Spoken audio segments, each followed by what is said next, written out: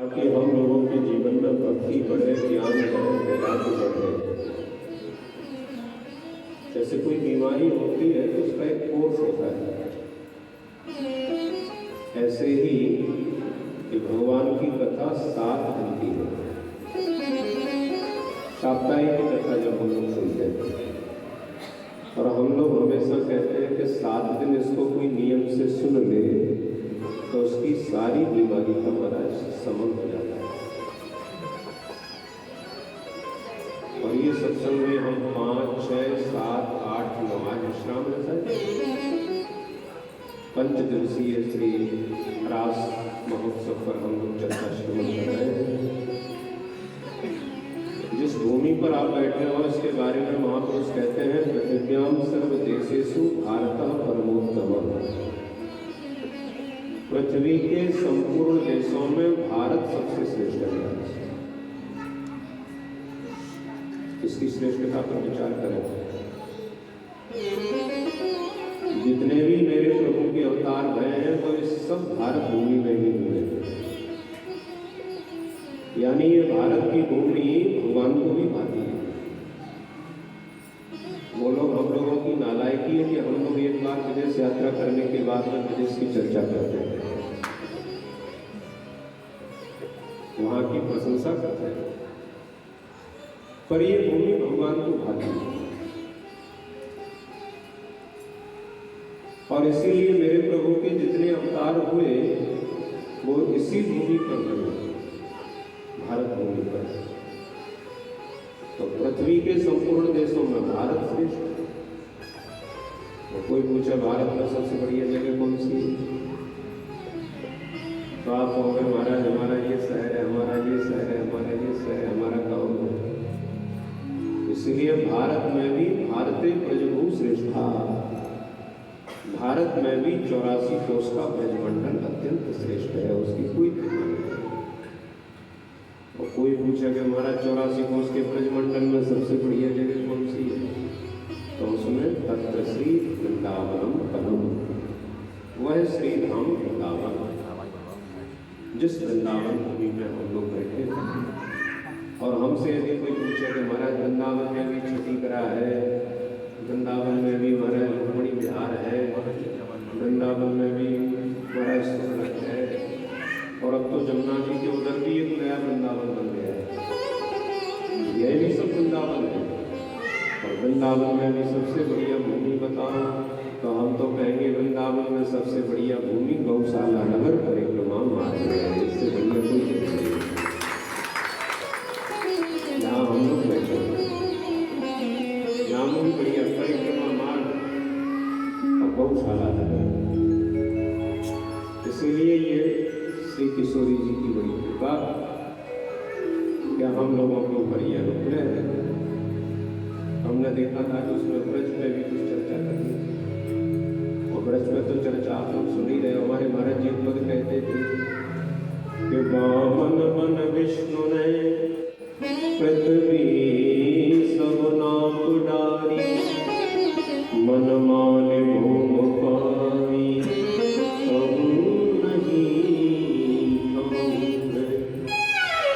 देवन ने कही तुम ही ढूंढो शुद्ध भूमि, देवन ने कही शुद्ध आप ही को नाम। तलवार पर हरि ने त्रिलोकी मत मत के मथुरा निकारी, क्यों लोक से लगा मथुरा को तत्व सब खेच खाच सारे ग्राम, भक्तन के हेतु रचो भगवान ने कहा शुद्ध भूमि ढूंढो। देवताओं ने कहा महाराज आप ही शुद्ध हो, बाकी अलावा सब अशुद्ध है। भगवान के अतिरिक्त जो कुछ है वो सब अशुद्ध है। तो तीनों लोगों का मंथन किया तो एक नगरी प्रकट हुई जिसका नाम हुआ मथुरा। और मथुरा का भी जब मंथन किया तो श्री धाम वृंदावन का प्रादुर्भाव हुआ। और ये वृंदावन की इसकी भूमिका, इसकी रचना क्यों हुई, इसका निर्माण क्यों किया? तो बोले कहते हैं भक्तन के हेतु रचो वृंदावन धाम है। इस पृथ्वी पर बहुत जगह है, ज्ञानियों की भी एक जगह है, वैरागियों की भी एक जगह है, गृहस्थियों की भी एक जगह है, पर जब मेरे से प्रेम करने वाले मेरे भक्त लोग आएंगे तो कहाँ रहेंगे? भगवान ने कहा जो मेरे से प्रेम करेगा, जो मेरा प्रेमी होगा, वो मेरे वृंदावन धाम में निवास करेगा। इसलिए भक्तन के हेतु रचो वृंदावन धाम है। इसलिए महाराज वृंदावन की रचना हुई। और एक आपसे निवेदन और कर दूं, ये वृंदावन धाम तो बड़ा अच्छा बना है, इसीलिए हम लोगों ने बहुत सरकार चलाई। अब तो घर घर में भी किसकी सरकार चल रही है? हमारी माताओं ने, बहनों ने कहा बोले अब थोड़ा सा नियम बदलो। भागवत का श्लोक है करुणी प्रभुता के, करुणी प्रभुता के। हमारी माताओं ने कहा हमने इतने दिन से घर की सरकार चलाई, अब सरकार भी तो बदलनी चाहिए, तो अब घर में हम चलाएंगे सरकार। तो घर घर में जाओ, हमारा समझेंगे हमारी बहनों की सत्ता है, माताओं की सत्ता है, सरकार बदल गई। तो हमारे वृंदावन में भी सरकार ठाकुर जी की नहीं है, यहाँ पर भी श्री किशोरी जी की सत्ता है। यहाँ पर शासन तो हमारी श्री किशोरी जी करती है, भगवान तो यहाँ के सेवक है, इसलिए शासन तो हमारा श्री किशोरी जी का चल रहा है। इसलिए संत कहते हैं श्री राधे को राज वृंदावन। इसीलिए यहाँ आप आए हो, इतने दिन से रह रहे हो, देख रहे हो, आप कहीं भी जाएंगे मंदिर कृष्ण के हैं, चर्चा कृष्ण की है, और साइड भी लेनी होगी तो राधे राधे ही बोलना पड़ेगा। इसीलिए पुजारी जी भी राधे राधे, रिक्शा वाला भी राधे राधे, दुकान वाला भी राधे राधे। इससे सिद्ध होता है कि हमारे वृंदावन में सेवक के रूप में श्री कृष्ण है, और सरकार तो श्री किशोरी जी की है, और यही राशि पूरी है। तो ये ब्रज महिमा के बारे में तो क्या कहा जाए? ये ब्रज महिमा तो हम एक ही बात कहेंगे कि एक बार महाराज द्वारका में भगवान 16,108 पटरानियों के साथ विराजमान है। तो 16,108 पटरानियों ने निवेदन किया, बोले प्रभु हमने सुना है कि आपने वृंदावन में ब्रज गोपियों के साथ रास विहार किया है, तो आप वो रास विहार हमारे साथ भी करिए। भगवान बोले तुम्हारी इच्छा है तो कर लेंगे। तो भगवान एक बगीचे में गए। द्वारका में भी कोई कमी नहीं थी महाराज, बड़े बड़े बगीचे थे। तो एक विशाल बगीचा था, उस बगीचे में मेरे प्रभु पहुंचे, सारी गोपियों को बुलाया, सारी पटरानियों को बुलाया, पटरानियां भी आ गई। अब भगवान रास करने का मन में विचार कर रहे हैं, क्योंकि हमारी पटरानियों ने कहा कि हमको भी रास का सुख दीजिए, लेकिन भगवान का मन नहीं बन पा रहा है। भाई तुम्हारा किसी काम को कथा सुनने का मन नहीं है, अपने रूम में सुनो, यही होगा। और यदि मन नहीं करेगा तो यहाँ बैठ करके भी नहीं सुन सकेंगे महाराज। ये सब मन का खेल है।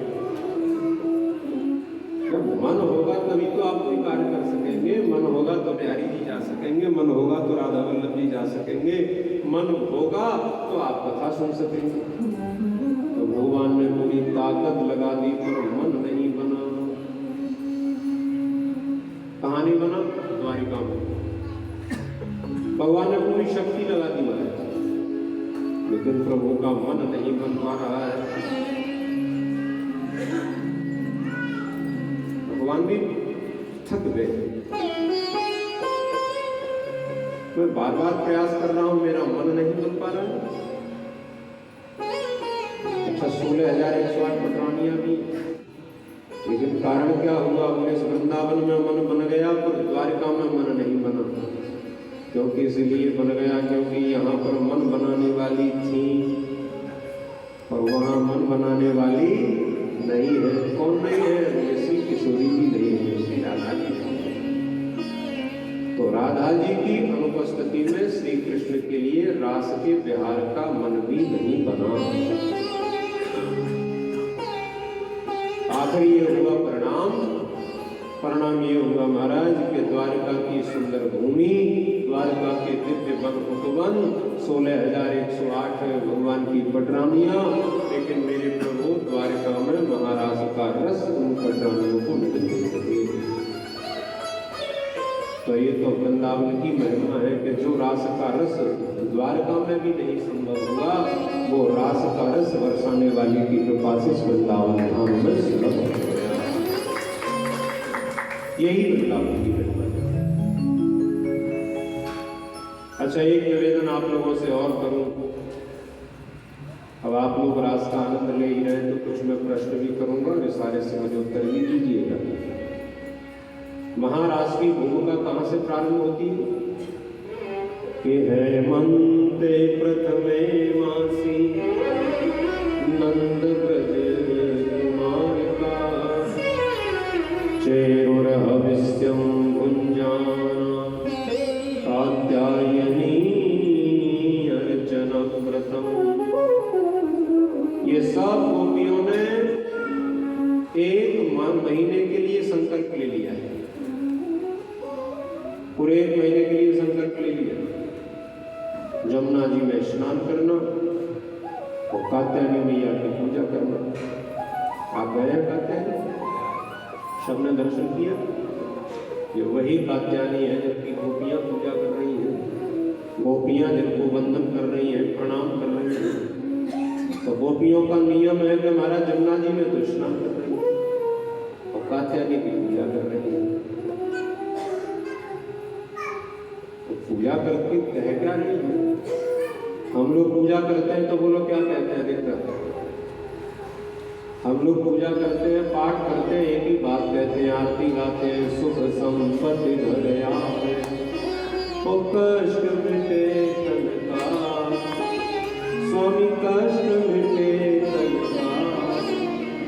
और 25 साल पहले भी यही बात कहते थे और आज भी यही बात कह रहे हैं और आने वाले 10 सालों में भी भगवान से यही कहा जाए। और इससे ज्यादा ऊपर उठ पाए हम, इससे आगे बढ़ पाए, सुख संपत्ति घर आ गए। वाह!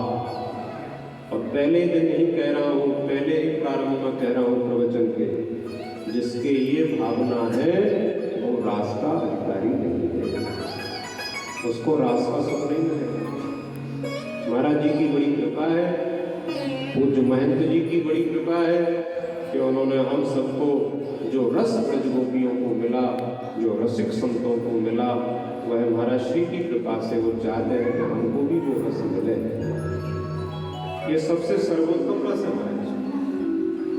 हाँ, आम का रस, मौसमी का रस, गन्ने का रस, ये सब रस है। लेकिन हम लोग किस रस को सुनने जा रहे हैं? महारास। ये महारास है महाराज। अब आप कल्पना करिए, एक होता है रस और एक होता है रास। इसलिए इसका अर्थ है रसानाम समूह विरासा। इसीलिए जहां पृथ्वी पर सारे रस एकत्रित हो गए हों, जहां कोई भी रस शेष न रह गया हो, बताओ हम इतने लोग बैठे हैं, ऐसा कौन व्यक्ति है जिसने सारे रसों का रसास्वादन कर लिया है? अरे महाराज कहाँ किया है? तभी तो अधूरे बैठे हैं, अतृप्त बैठे हैं। इसीलिए ये महारास वो होता है कि जब महारास की प्राप्ति हो जाए तो संसार का कोई भी रस शेष नहीं रह जाता, सारे रस प्राप्त हो जाते हैं। कल्पना करिए। तो इसीलिए इसका अधिकारी कौन है? तो बोले गोपियां कात्यायनी मैया के मंदिर में पूजा कर रही है महाराज। तो पूजा करना बड़ी बात नहीं है, पूजा सब करते हैं। पूजा शब्द का लक्षण कर रहा हूं, पूजा दृश्य अनुराग। भगवान के चरणों में अनुरागी बनकर के पूजा करें। तो गोपियों ने पूजा की कात्यायनी मैया की, और पूजा करके वरदान मांग रही है। कानू मैया ने पूछा क्या चाहिए कि कात्यायनी महामाये महायोगिन्यधीश्वरी नंद गोपसुतं देवी पतिं मे कुरुते नमः। हे मैया कात्यायनी, हमको और कुछ नहीं चाहिए। वो नंद का लाल श्री कृष्ण है ना, हाँ हाँ, वो नंद गोप सुत है ना, हाँ हाँ, बोले हमको को पति रूप में मिल जाए। ये बड़ी विलक्षण बात है। ऐसी प्रार्थना गोपियों की।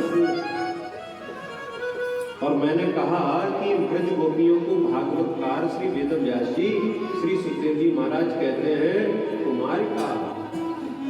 बताओ आप लोग बैठो, महाराज कुमारी किसे कहते हैं? हमारे देहाती भाषा में कुमारी कहते हैं जिस कन्या का विवाह न हुआ हो, उसको हमारे गांव में कहते हैं कुमारी। कहते हैं तो भैया कहते हैं कुमारी है। और एक कुमार अवस्था है, एक अवस्था का नाम भी कुमार है। जैसे पुरुषों में अवस्था होती है कुमार, वैसे स्त्रियों में भी अवस्था का नाम है कुमारी। और वो अवस्था कब होती है? बोले भय कुमार जवई सब भ्राता दीन जनेऊ कुरूपित माता। इसीलिए वो अवस्था का भी एक समय है जब महाराज यज्ञोपवीत होता है, लगभग 8 वर्ष के तक, 8 वर्ष 9 वर्ष। तो आप कल्पना करिए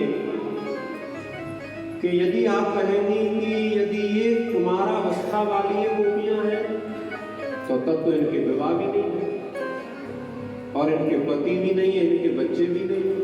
तो ऐसी गोपियां यदि कात्यायनी से प्रार्थना कर रही हो कि हे कात्यायनी मैया, हमको जो है नंद का लाल पति रूप में मिल जाए, तो ठीक है कि भैया अभी विवाह भी नहीं हुआ और अभी इनके पति भी नहीं है। और ऐसी ऐसी गोपियां महाराज इनका विवाह भी हो गया, वो भी कात्यायनी के मंत्र में जा रही है और कात्यायनी से प्रार्थना कर रही है, बोले ये पति तो मिल गया पर नंद गोप सुतम देवी पति में कुरुते नमः। हमको तो नंद का लाल पति रूप में चाहिए। ये विशेषता है महाराज।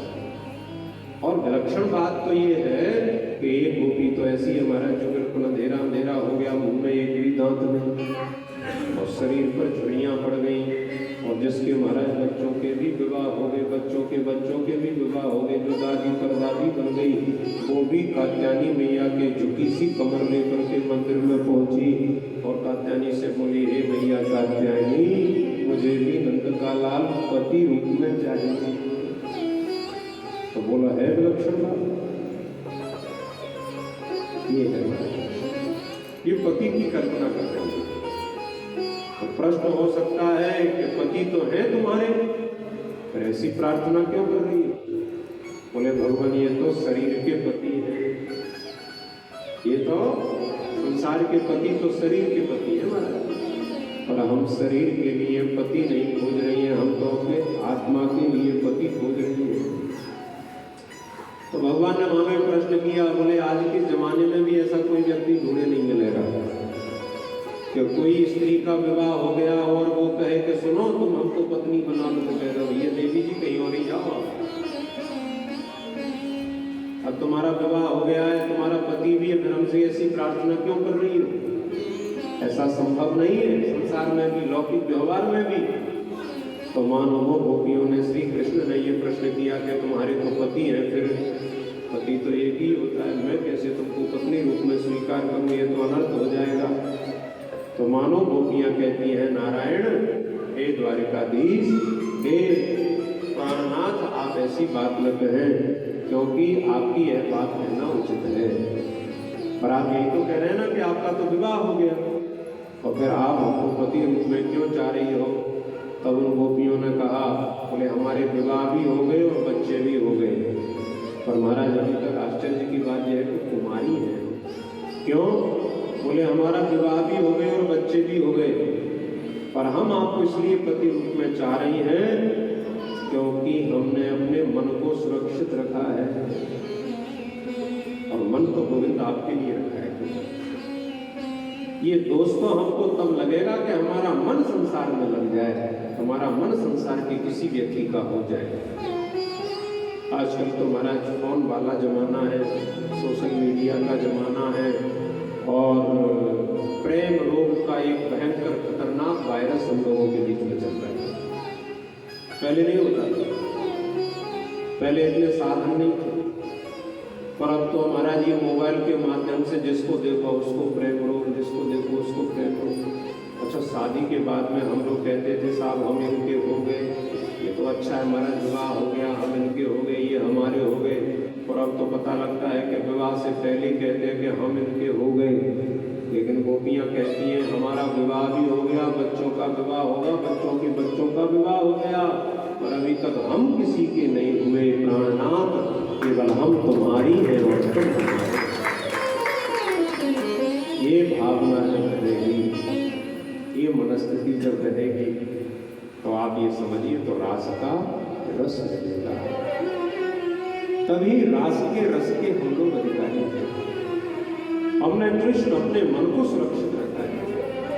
हमने आज तक अपना मन किसी को दिया नहीं है। और मैं आपसे एक बात कह रहा हूँ और चैलेंज कर रहा हूँ, आप इसी संसार में रहिए, आप इसी भवानी में रहिए, अपना शरीर संसार के लोगों को दे दीजिए, इसमें कहीं कोई आपत्ति नहीं है। पर भूल करके भी आप अपना मन किसी संसार के व्यक्ति को मत देना, कि मन तो गोविंद के चरणों में समर्पित है। यही बात गोपियाँ कहती है, इसलिए हे प्राणनाथ मन तो हमने आपके लिए सुरक्षित रखा है। तो भगवान बोले यदि ऐसी बात है, इसीलिए आपने तो रास की कथा सुनी है। भगवान ने रास में बंसी बजा करके क्या किया था? मन ही तो चुराया था। तो आप कहोगे महाराज हमारा मन भी चुरा लीजिए, बोले है ही कहाँ हमारे पास मन, हमने तो दे दिया महाराज किसी को। कोई कहते हैं हमने उसको दे दिया, हमने उसको दे दिया, बताओ महाराज। इसलिए हमारे यहाँ ये बॉलीवुड वाला बड़ा महाराज एक तरह से वायरस है हमारे देश में। जब मूवी बनाता है तो पिक्चर का नाम भी बड़ा गजब का रखता है। हमारे यहाँ बहुत पहले एक पिक्चर आई थी, हम दिल दे चुके सनम। अच्छा, जब उसका टाइटल जब ये होगा तो हमारी आने वाली पीढ़ी और बच्चों पर, बेटियों पर, भाइयों पर, बालकों पर क्या असर पड़ेगा? बोले यही जीवन की सच्चाई। लेकिन यहाँ भागवत का महाराज का शुभारंभ कहाँ से हो रहा है?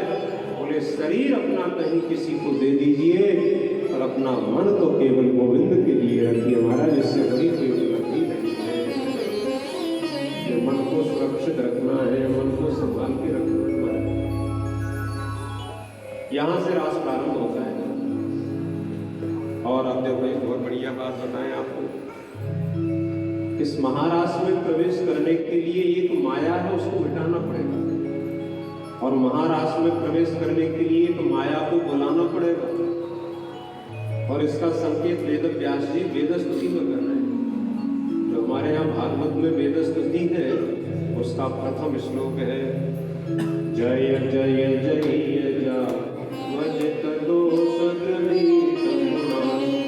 स्वमसि यदात्मना सममरुद समस्तमन भग जगतोपसामकृत सत्यवबोधते क्वचित् जयात्मना चरतोऽनुचरे निगमः। सावधान हे अजित, हमारी एक ही प्रार्थना है, अजाम मायाम जहि नाशय। आप हमारी इस माया को मिटा दीजिए। और कितनी विलक्षण बात है कि जब तक ये माया मिटेगी नहीं, तब तक वो दूसरी वाली माया देवी आएंगी नहीं। ये भी याद रखिए। तो हम लोग माया इसमें महाराज रास में प्रवेश कर रहे हैं, तो पहले एक माया को मिटाओ। तो हे अजित अजाम मायाम जहि नाशय, आप हमारी इस दोषों को उत्पन्न करने वाली और गुणों को ढकने वाली ये दोष रहित गुणाम ऐसी ही इस माया को जही माने मिटा दीजिए।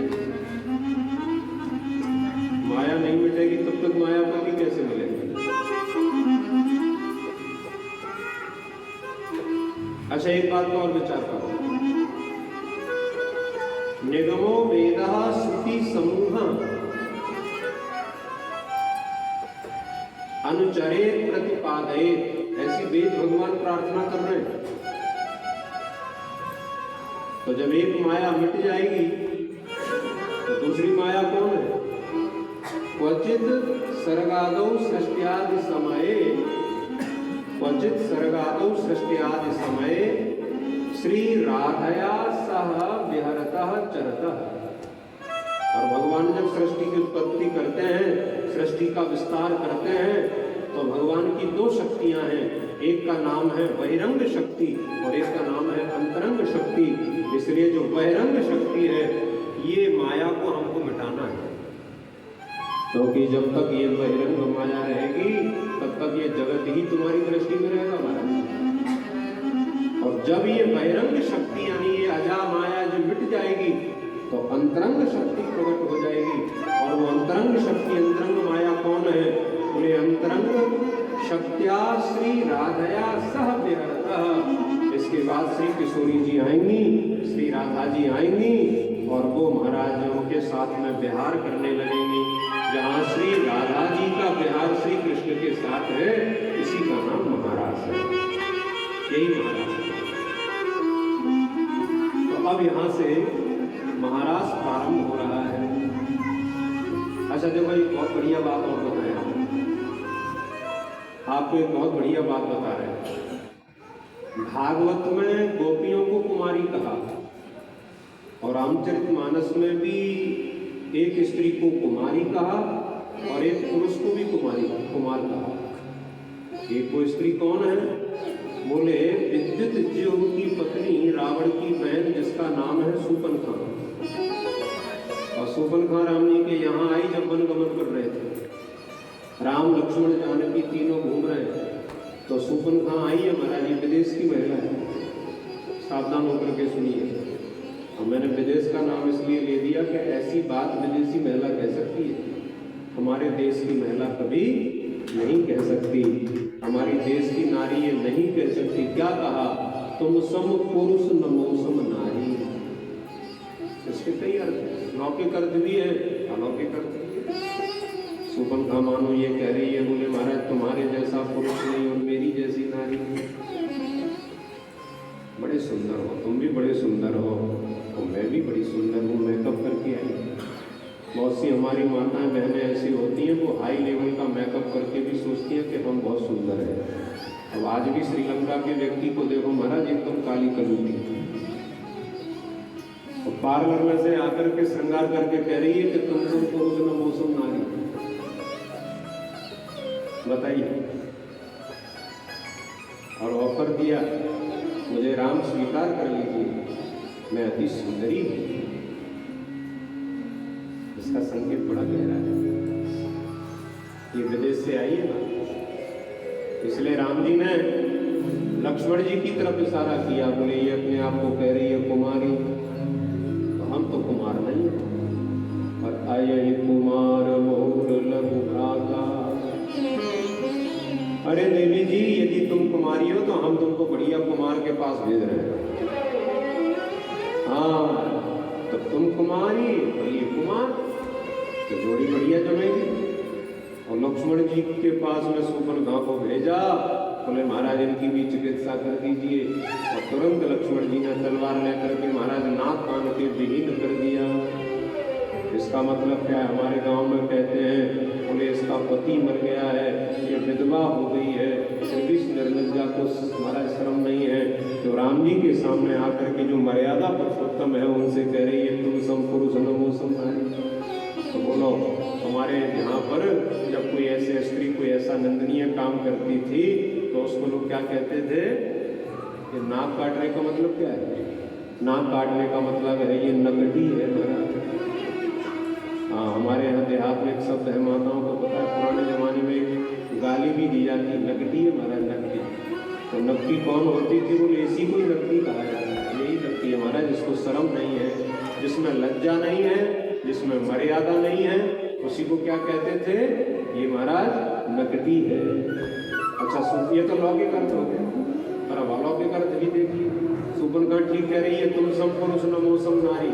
महाराज तुम्हारे जैसा पुरुष नहीं और मेरी जैसी नारी नहीं। क्यों? बोले इसलिए नहीं क्योंकि तुमने भी प्रतिज्ञा की है कि महाराज आपने भी प्रतिज्ञा की है, निश्चर हीन करूं मैं मुझ उठाय कीन, और सकल मुनिह के आस नहीं जाए जाए सुख दीन। ये आपकी प्रतिज्ञा है। और महाराज जब मेरा पति मरा था तो रावण घी के दीपक जला रहा था, तो मैंने भी प्रतिज्ञा की थी कि रावण की नगरी को निशाचरों से हीन न कर दूंगी, तब तक चैन से नहीं सोऊंगी। तो उन्हीं निशाचरों को हीन करने की आपने प्रतिज्ञा की है और उन्हीं निशाचरों को हीन करने की मैंने प्रतिज्ञा की है।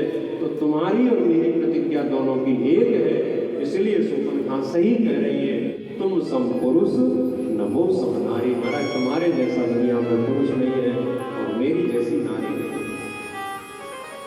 इसलिए सुपनखा कहती है, राम जी मेरा भी पति मर गया है, मैं भी विधवा हो गई हूँ, पर मैं भी आपसे एक बात कह रही हूँ, मैंने भी गोपियों की तरह अपना मन सुरक्षित रखा है प्राणनाथ। इसलिए मेरे मन को स्वीकार कर दीजिए, स्वीकार कर। और लक्ष्मण जी को भी कुमार कहा है। तो लक्ष्मण जी को कुमार क्यों कहा है भैया? बोले इनको इसलिए कहा है, बोले जब राम जी के साथ आ रहे थे तो राम जी ने कहा भैया अपनी मैया से आशीर्वाद लाओ और अपनी पत्नी से जाकर के पूछो। तो इनकी पत्नी उर्मिला महाराज आरती की थाली लेकर के खड़ी थी और आरती की थाली लेकर के मेरे स्वामी जी आएंगे, उनकी आरती करूंगी। पर लक्ष्मण जी